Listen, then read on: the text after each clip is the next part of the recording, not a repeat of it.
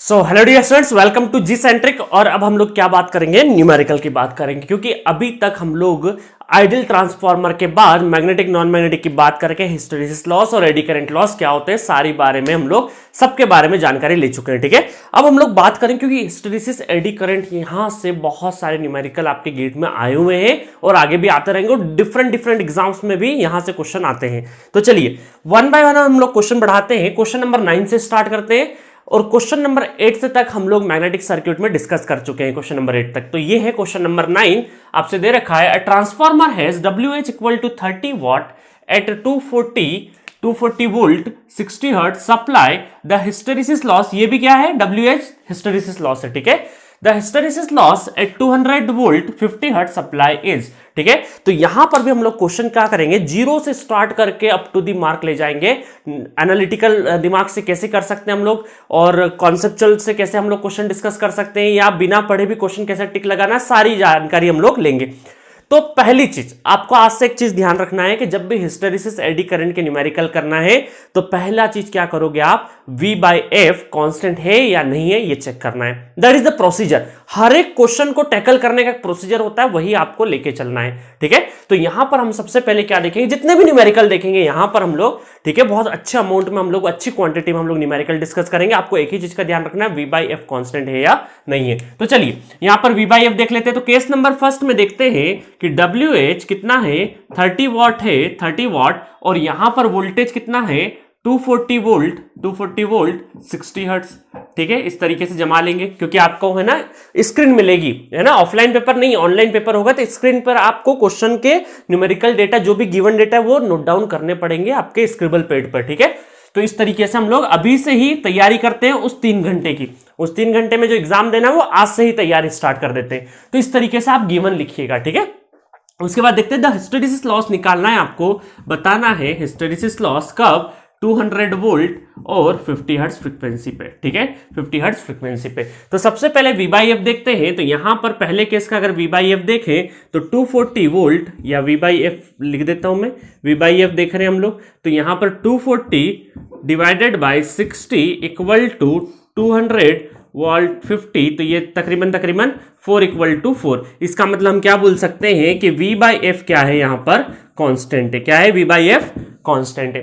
V/F constant होने के बाद हम लोग क्या कर सकते हैं यहां पर कि WH is proportional to BX maximum into F। ठीक है, तो V/F कांस्टेंट, V/F अगर कांस्टेंट है मतलब क्या है, Bmax कांस्टेंट है, कांस्टेंट है। ठीक है, ये कांस्टेंट हो गया तो WH is proportional to frequency, तो यहां पर WH2 divided by WH1 equal to F2 divided by F1। ठीक है, डायरेक्ट प्रोपोर्शनल है। तो यहां पर हम क्या बोल सकते हैं कि WH2 इक्वल टू WH1 कितना है हमारा, 30, F2 फ्रीक्वेंसी कितना है हमारा, ये है F2 50, और F1 फ्रीक्वेंसी कितना है हमारा 60। ठीक है, 60। तो यहां से जब हम लोग करेंगे तो कितना आ जाएगा, 25 वॉट नया हिस्टैरिसीस लॉस। और कॉमन सेंस वाली बात है, ठीक है, कि यहां पर WH is proportional to frequency जब निकल चुका है हम लोग, ठीक है, इस केस में, इस पर्टिकुलर केस में कि WH hysteresis is proportional to frequency, मतलब 60 हर्ट्ज पे अगर 30 है तो 50 हर्ट्ज पे ऑब्वियस है कि 30 से कम ही आंसर आएगा, तो 25 आ भी रहा है। ठीक है, तो आपको ऐसा कॉमन सेंस भी हो सकता है कि जल्दबाजी में गड़बड़ F1 F2 की जगह आप F1 पुट कर दें, बट आपका कॉन्सेप्चुअल रॉन्ग नहीं होगा क्योंकि 30 से आंसर कम ही आना चाहिए। चलिए नेक्स्ट क्वेश्चन की तरफ बढ़ते हैं। सो क्वेश्चन नंबर 10 देखते हैं। Transformer has iron loss of, iron loss मतलब कि कोर लॉस है। ठीक है, तो iron loss 90 watt at 60 hertz supply and 52 watt at 40 hertz supply. ठीक है, दो अलग अलग फ्रीक्वेंसीज पे क्या दे रखे हैं आपको, कोर लॉस दे रखे हैं। Both losses being measured eight same peak flux density. Peak flux density, peak मतलब मैक्सिमम, वही बात कर रहे हैं हम लोग। मतलब कि इस क्वेश्चन में क्या है, B maximum peak flux density इस क्या है, कांस्टेंट। ठीक है, तो काम आसान हो गया हमारा। आपसे पूछा है total iron loss in the transformer at 50 hertz will be. ठीक है, तो आपसे पूछा है कि देखिए यहां पर मैं C इसको कोर लॉस बोलता हूं, WC को कोर लॉस या फिर आयरन लॉस से हम लोग डिनोट करेंगे पूरे हमारे डिस्कशन में। ये कितना है, 90 वॉट, कितना है 90 वॉट, और 90 वॉट किस पे है, ये at 60 hertz frequency, at 60 hertz frequency, और WC कितना है 52 वॉट, 52 वॉट, ठीक है, एट किस पे ये 40 हर्ट्ज फ्रीक्वेंसी। अब आपको निकालना है कि बताइए कोर लॉस कितना है किस पे 50 हर्ट्ज फ्रीक्वेंसी पे। ठीक है, तो यहां पर V बाई एफ क्या है, कांस्टेंट मेजर है। और ये जो कोर लॉस या आयरन लॉस है ये किसका है, collection of hysteresis and eddy losses का है। ठीक है, तो हम लोग बात करते हैं कि थोड़ी देर के लिए अगर हम लोग हिस्टेरिसिस देखें तो हिस्टेरिसिस WB मैक्स क्या है, कांस्टेंट है। तो hysteresis is proportional to frequency, is proportional to frequency.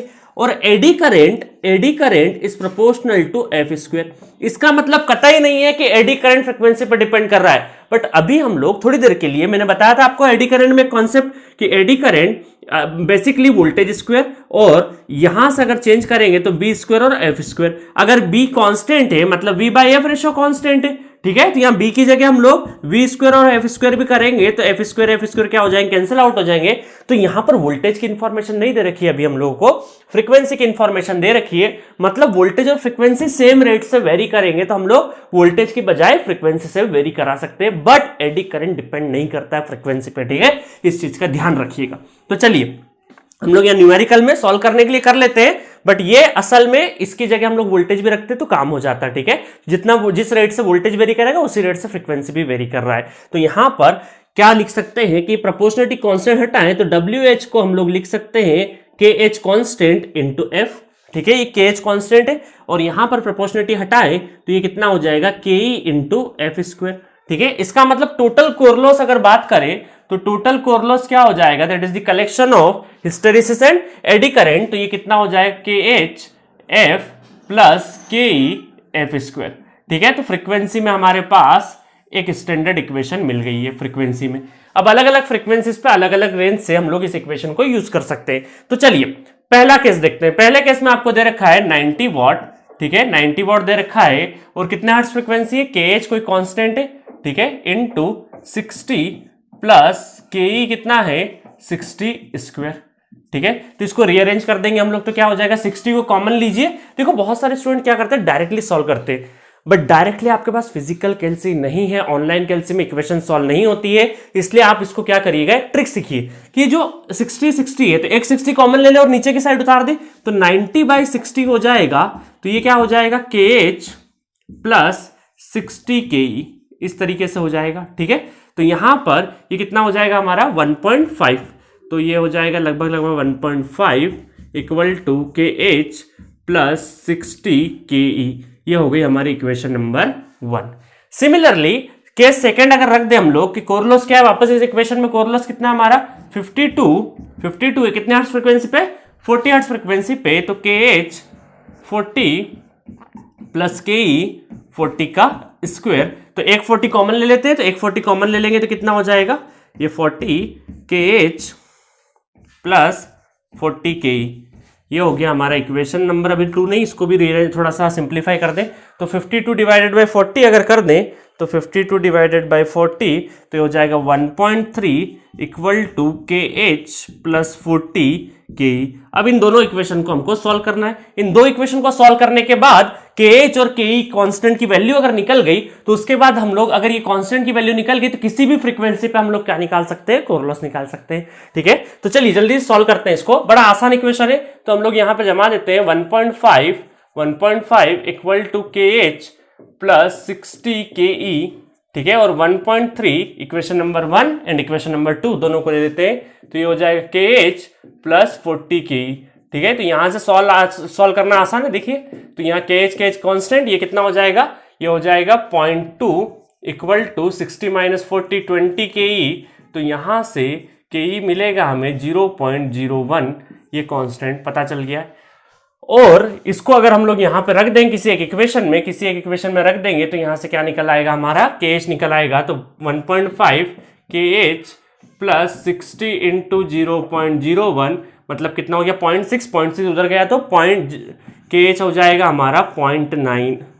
ठीक है, 0.6 बनेगा, ये 0.6 उधर जाएगा तो 1.5 माइनस 0.6 कितना हो जाएगा, 0.9, और 0.9 हमारा क्या हो जाएगा, यहां रख देंगे।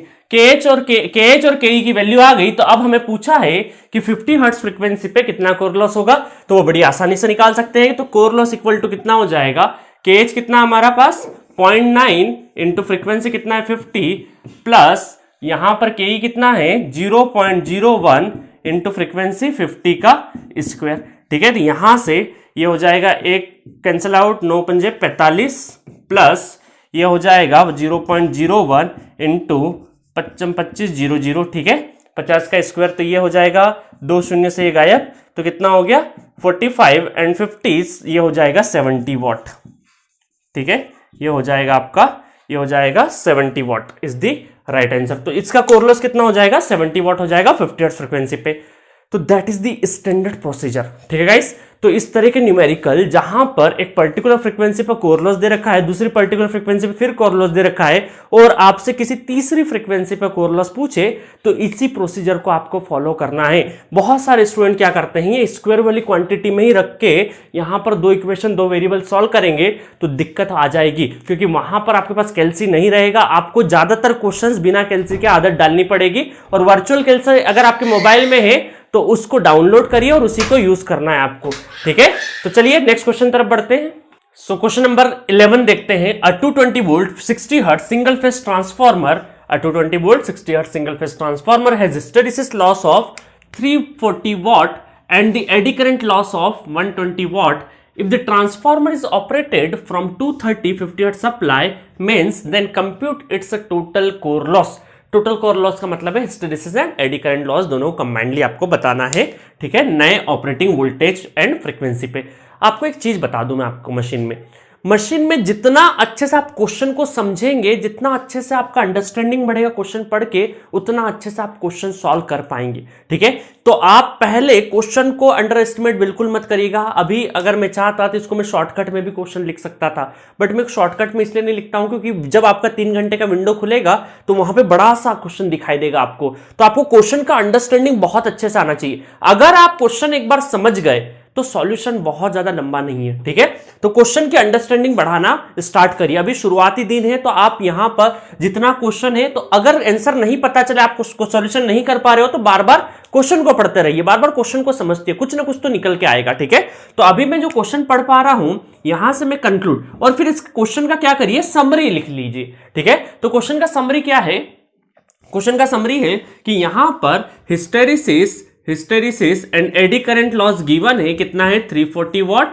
एंड एडी करंट कितना है हमारा 120 वॉट। ठीक है, ये दोनों है। ये कौन से ऑपरेटिंग वोल्टेज एंड फ्रीक्वेंसी पे, ये है 220 वोल्ट 60 हर्ट्ज फ्रीक्वेंसी पे दे रखा है आपको। और आपसे पूछा है कि बताइए जब सप्लाई हम चेंज कर दें 230 वोल्ट और 50 हर्ट्ज सप्लाई कर दें अगर हम लोग, ठीक है 230 वोल्ट एंड 50 हर्ट्ज की अगर सप्लाई चेंज कर दें, तब आपका टोटल कोर लॉस कितना है, टोटल कोर लॉस कितना है। तो यहां पर ये दोनों मिलके क्या बन रहे थे, कोर लॉस बन रहे थे। तो यहां पर भी जो कोर लॉस होगा मतलब WH और WE से मिलके बनेगा। तो इसको अगर मैं 1 और 1 कर लूं तो इसका WH2 और WE2 इस तरीके से बोल सकते हैं। मतलब इसको मैं केस 1 कंसीडर कर लूं 1 और इसको क्या बोल देता हूं 2। तो एक बार WH2 और WE2 निकल गया तो काम आसान हो गया, और दोनों को जब प्लस कर देंगे तो क्या मिल जाएगा, आपका नया कोर लॉस बन जाएगा WC2। ठीक है, तो चलिए अब स्टार्ट करते हैं। तो सबसे पहला स्टेप V/F रेशो कांस्टेंट है या नहीं है वो चेक कर लेते हैं। तो यहां पर देखेंगे 220 डिवाइडेड बाय 60, और ये अगर करेंगे तो 230 डिवाइडेड बाय 50, तो यहां पर ये कैंसिल आउट, ये कैंसिल आउट, तो 23/5 और 22/6 नॉट इक्वल। V/F क्या है इस बार, V/F is not constant, not constant. ठीक है, कांस्टेंट नहीं है। अब हमें कांस्टेंट नहीं है तो जो पारंपरिक तरीका है उसी से जाना पड़ेगा। जैसे अगर मैं हिस्टैरिसीस की बात करूं तो hysteresis proportional to BX maximum और F। ठीक है, अभी आपको स्टेनमेट्स कांस्टेंट वगैरह कुछ भी नहीं दे रखा है, तो इसका मतलब आप क्या मान सकते हैं, X को क्या मानना है हमें 1.6 मानना है, और B मैक्स इसके प्रोपोर्शनल है, V/F के प्रोपोर्शनल है। तो जब यहां वैल्यू रख देंगे तो WH is proportional to V 1.6 और F -0.6। ठीक है, तो यहां से क्या हो जाएगा, WH2 divided by WH1 equal to V2 divided by V1 का 1.6 और F2 डिवाइडेड बाय F1 का -0.6। ठीक है, तो इस तरीके से हो जाएगा। अब यहां पर करेंगे तो V2 कितना हो जाएगा, V2 तो ये हो जाएगा हमारा V2 और ये हो जाएगा V1, ठीक है, क्योंकि ये 1 1 वाला केस है सारा और ये कौन सा है 2 2 वाला केस है। तो यहां पर 230 divided by 220 to the power 1.6 and here कितना हो जाएगा हमारा 50 डिवाइडेड बाय 60 माइनस 0.6, ठीक है, माइनस 0.6। जब इसको सॉल्व करेंगे हम लोग तो इसको सॉल्व कर लेंगे तो यहां पर मैं कैलकुलेट सॉल्व कर देता हूं।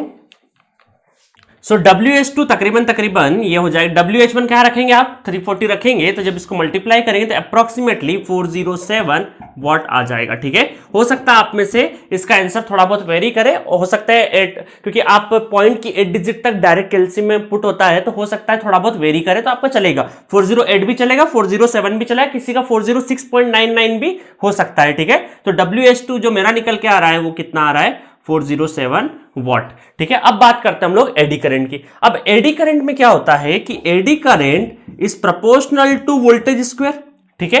तो ये कब लगेगा, जब V/F ratio is not constant, ठीक है, कांस्टेंट नहीं है, तो हम लोग डायरेक्टली एडी करंट के क्या लगाएंगे, वोल्टेज से ही कर देंगे, एफ में जाने की जरूरत नहीं है। एफ में तभी जाते हैं जब V/F रेशो क्या है, कांस्टेंट है। तो यहां से WE2 divided by WE1 equal to कितना हो जाएगा, V2 डिवाइडेड बाय V1 का होल स्क्वायर। तो यहां से अगर हम लोग कैलकुलेट करेंगे तो ये हो जाएगा WE2 इक्वल टू WE1 कितना 120 और V2 कितना है हमारा 230 डिवाइडेड बाय 220 का होल स्क्वायर, ठीक है। तो यहां से हो जाएगा 230 डिवाइडेड बाय 220 का होल स्क्वायर इनटू 120 वॉट। तो ये हो जाएगा WE2 लगभग 131.15 वॉट, ठीक है, 131.15 वॉट, ठीक है। अभी मैं फिजिकल कैलसी से कर रहा हूं, बट आपको काय में करना है, मोबाइल में प्ले स्टोर से डाउनलोड कर लीजिए गेट का वर्चुअल कैलसी, उसी में आप सॉल्व करने की हैबिट डालिए अभी से, ठीक है। तो चलिए, अब आपसे पूछा है कि compute its total core loss, तो टोटल कोर लॉस कितना हो जाएगा अब हमारा, total core loss equal to hysteresis WH2 plus WE2, तो ये हो जाएगा 407 प्लस 131.15, तो लगभग 407 प्लस कर देंगे कितना हो जाएगा 538.157 watt is the new core loss at 230 volt 50 hertz frequency. तो इस तरीके से हम लोग जनरल प्रोसीजर से निकाल सकते हैं। तो जब V/F कांस्टेंट नहीं है तो आपको इस तरीके से हिस्टेरिसिस निकालना है, और V/F नॉट कांस्टेंट तो डायरेक्टली आप वोल्टेज से निकालिए, ठीक है। V/F कांस्टेंट होगा तो फ्रीक्वेंसी तक जाएंगे, अगर रिलेशन हमको फ्रीक्वेंसी की टर्म में गिवन होगा क्वेश्चन के अंदर, ठीक है। तो इस तरीके से हमारा 11th नंबर का क्वेश्चन खत्म होता है। 1 बाय 1 सारे वेरिएशन दिखाऊंगा मैं, है ना, धीरे धीरे लेवल बढ़ाते जा रहा हूं, सारे के वेरिएशन हम लोग एडी और हिस्टेरिसिस में जितने वेरिएशन हो सकते हैं सबको कवर करेंगे। तो चलिए नेक्स्ट क्वेश्चन की तरफ बढ़ते हैं। तो क्वेश्चन नंबर 12 देखते हैं, जो कि गेट 2016 में पूछा हुआ क्वेश्चन है। इस तरह क्वेश्चन अभी हम लोगों ने थोड़ी देर पहले ही किया था, ठीक है। एक क्वेश्चन और करते हैं प्रैक्टिस के लिए। A single phase 400 volt 50 hertz transformer has an iron loss of 5000 what at a rated condition, ठीक है। When operated at 200 volt 25 hertz the iron loss is 2000 what, ठीक है, मतलब ऑपरेटिंग कंडीशन बदली है तो आयरन लॉस भी बदला है।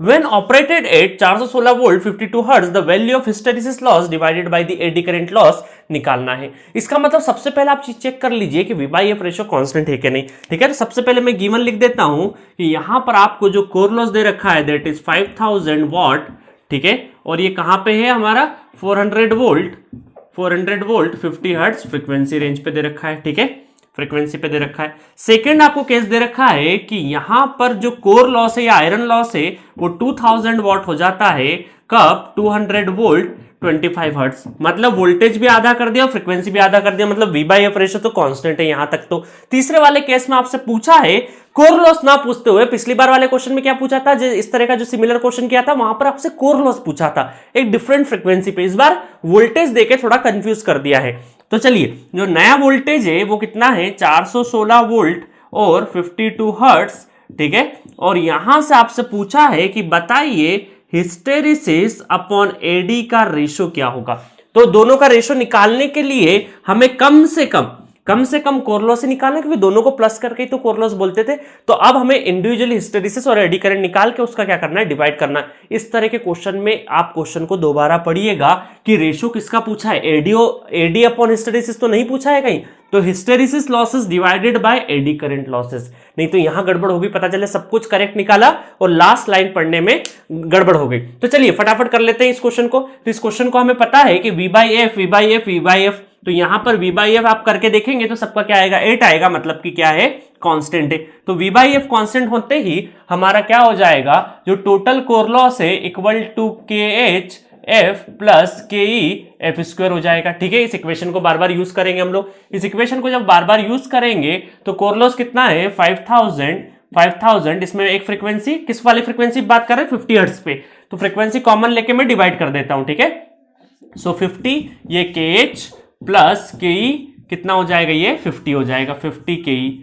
ठीक है, तो एक इक्वेशन यहां से बन जाएगी, तो ये तकरीबन 100, तो 100 इक्वल टू के एच प्लस 50 के ई। तो इक्वेशन नंबर 1 बना दी हम लोगों ने। ठीक है, अगर मैं दूसरी इक्वेशन देखूं तो यहां पर सेम इक्वेशन में क्या हो जाएगा हमारा, 2000 कोर लॉस, सेकंड केस देखिए ना, 2000 कोर लॉस इक्वल टू के एच, हमें नहीं पता, फ्रीक्वेंसी को डिवाइड कर लेता हूं यहीं पे, तो 25 फ्रीक्वेंसी इधर ही लेके आ जाता है, तो यहां पर के एच प्लस 25 के ई, और ये हो जाएगा 25 8 200, तो कितना हो गया, 100। ये इक्वेशन हो गया सेकंड। इन दोनों इक्वेशन को जब मैं यहीं पे सॉल्व कर देता हूं, क्योंकि 80 है ना ये, तो यहीं पे सॉल्व करने की कोशिश करते हैं। तो जहां यहां पे सॉल्व करते हैं माइनस माइनस, तो 100 में से 80 गया तो कितना बच गया, 20। के एच कैंसिल आउट, तो ये हो जाएगा 25 के ई। तो यहां से के ई कितना आ जाएगा, 20 डिवाइडेड बाय 25, दैट इज 0.8। ठीक है, 0.8 हो जाएगा, 4/5, तो दैट इज 0.8। तो अब बात करते हैं के एच की। तो के ई की जब वैल्यू यहां पुट कर देते हैं तो के एच कितना आ जाएगा, 100 इक्वल टू के एच प्लस 50 इंटू 0.8।